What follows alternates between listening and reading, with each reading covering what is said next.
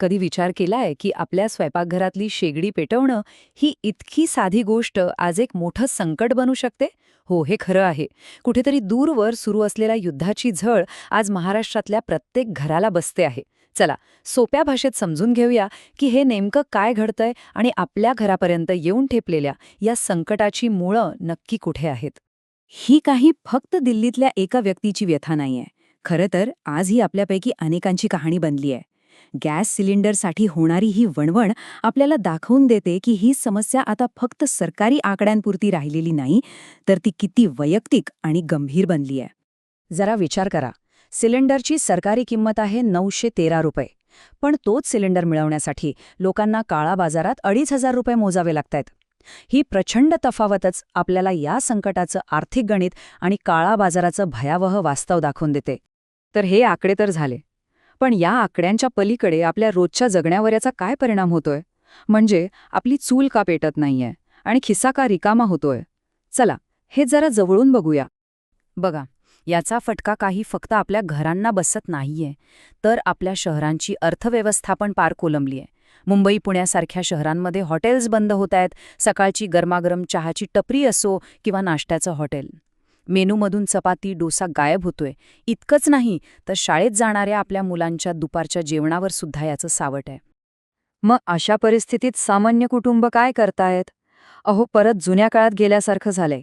अनेक जण पुन्हा रॉकेलच्या स्टोव्हकडे वळलेत, तर काही जण धावपळ करून विजेवर चालणाऱ्या इंडक्शन शेगड्या विकत घेतायत.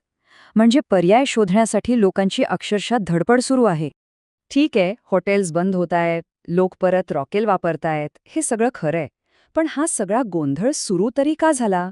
या किमती अचानक इतक्या का वाढल्या? या सगळ्याच्या मुळाशी नेमकं काय आहे?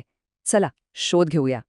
एका सर्वेक्षणानुसार लोकांना काय वाटते माहितीये, की कच्च्या तेलाचे भाव वाढले असतील किंवा काहीतरी राजकीय गडबड असेल. आणि हो, ही कारणं आहेतच. पण या संकटाची खरी ठिणगी एका भलत्याच ठिकाणी पडलीय. एक असं कारण जे आपल्यापैकी अनेकांच्या डोक्यातही आलं नसेल. आणि ते खरं कारण आहे हॉर्मोसच्या सामुद्रधुनीतील संघर्ष. आता हे काय आहे, तर भारताला लागणाऱ्या एकूण गॅसपैकी तब्बल 85 ते 90% गॅस ह्याच समुद्री मार्गाने येतो. हा मार्ग म्हणजे एक प्रकारे जागतिक तेल आणि वायू व्यापाराचा हायवे आहे. आणि आता नेमका हाच हायवे युद्धाच्या सावट्याखाली बंद झालाय आणि त्यामुळेच आपल्या स्वयंपाकघरापर्यंत येणारा गॅसचा प्रवाहच थांबलाय. आता एवढं मोठं आंतरराष्ट्रीय संकट दारात उभं असताना सरकार काय गप्प बसणार? नाही ना. मग ह्या परिस्थितीला तोंड देण्यासाठी सरकार नक्की काय पावलं उचलतंय? चला बघूया. सरकारने एक मोठं पाऊल उचललंय. तेल कंपन्यांना 2025-26 या वर्षासाठी तब्बल 30,000 कोटी रुपयांचं अनुदान मंजूर केलंय. म्हणजे लोकांवरचा भार कमी करण्यासाठी सरकार तिजोरीतून एवढा मोठा पैसा देणार आहे. सरकारने ना एकाच वेळी अनेक आघाड्यांवर काम सुरू केलंय. एका बाजूला पुरवठा वाढवण्यासाठी उत्पादन 25% वाढवण्याचे आदेश दिलेत. दुसऱ्या बाजूला काळा बाजार रोखण्यासाठी अत्यावश्यक वस्तू कायदा लावला. म्हणजे घरगुती सिलेंडरला पहिलं प्राधान्य. आर्थिक दिलासा म्हणून उज्ज्वला योजनेच्या लाभार्थ्यांना 300 रुपयांची सबसिडी. आणि हे सगळं लोकांपर्यंत व्यवस्थित पोचावं यासाठी पुरवठा साखळीची जबाबदारी राज्य सरकारांवर टाकली आहे. हे तर झाले सरकारचे प्रयत्न, कागदावरच्या योजना. पण या योजनांचा, या घोषणांचा आपल्यासारख्या सामान्य माणसाच्या आयुष्यावर खरंच काही फरक पडतोय का? जमिनीवरची परिस्थिती काय आहे? चला, ते पाहूया. सरकारी अनुदानाच्या घोषणा तर मोठ्या आहेत, पण लोकांना खरंच त्याचा फायदा होतोय का? एका सर्वेक्षणात धक्कादायक गोष्ट समोर आली आहे. जवळजवळ अर्धे लोक, म्हणजे 49.5% लोक या सरकारी मदतीवर अजिबात समाधानी नाहीत. यावरून एकच गोष्ट स्पष्ट होतीये, सरकारच्या योजना आणि लोकांचा प्रत्यक्ष अनुभव यात अजूनही खूप मोठं अंतर आहे. आणि हा आर्थिक भार किती खोलवर जातोय हे आकडे बघा. 81% लोकांना वाटतं की ह्याचा सगळ्यात जास्त फटका रोजंदारीवर काम करणाऱ्या मजुरांना बसतोय. 57% लोकांना तर पैशांअभावी सिलेंडर पुन्हा भरणंच शक्य होत नाहीये. आणि विचार करा, एका मध्यमवर्गीय कुटुंबात पगाराचा तब्बल 15% हिस्सा फक्त गॅसवर खर्च होतोय. हे फक्त आकडे नाहीयेत, हे आपल्या घरातलं वास्तव आहे. आता हीच समस्या शहरात आणि गावात वेगवेगळ्या रूपात दिसतेय. मुंबई, पुण्यात जिथे हॉटेलं बंद पडतायत आणि लोकांना काळा बाजारात 2500 रुपये मोजावे लागतायत, तिथेच खेड्यापाड्यात अनेक कुटुंब पुन्हा एकदा रॉकेल किंवा लाकडाच्या चुलीकडे वळलीत.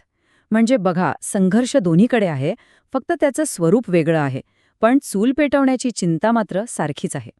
तर आपण पाहिलं की एक दूरवरचं युद्ध आपल्या स्वयंपाकघरात कसं पोहोचलं, सरकारनं काय प्रयत्न केले आणि त्याचा आपल्यावर काय परिणाम झाला. पण या सगळ्या गुंतागुंतीतून मार्ग कसा काढायचा, यापुढे काय होणार? ह्या सगळ्या चर्चेतून एक गोष्ट तर नक्की स्पष्ट होते. आपल्या स्वयंपाकघरातल्या गॅसची किंमत ही काही साधी गोष्ट नाही. ती थेट आंतरराष्ट्रीय राजकारणाशी, देशाच्या अर्थकारणाशी आणि आपल्या स्वतःच्या महिन्याच्या बजेटशी जोडलेली आहे. आपल्या घरात पेटणारी ती गॅसची छोटीशी ज्योत किती मोठ्या जागतिक घडामोडींवर अवलंबून आहे, नाही का? आणि शेवटी एक महत्त्वाचा प्रश्न, जो आपण सगळ्यांनी स्वतःला विचारायला हवा. जर आपल्या घरातली चूल पेटणार की नाही हे हजारो किलोमीटर दूर सुरू असलेल्या युद्धावर अवलंबून असेल, तर मग एक कुटुंब म्हणून आणि एक देश म्हणून आपल्यासाठी ऊर्जा सुरक्षेचा खरा अर्थ काय आहे, याचा विचार करण्याची वेळ आली आहे. यावर तुमचं मत काय आहे? नक्की कमेंट करा आणि अशाच व्हिडिओसाठी फॉलो करत चला.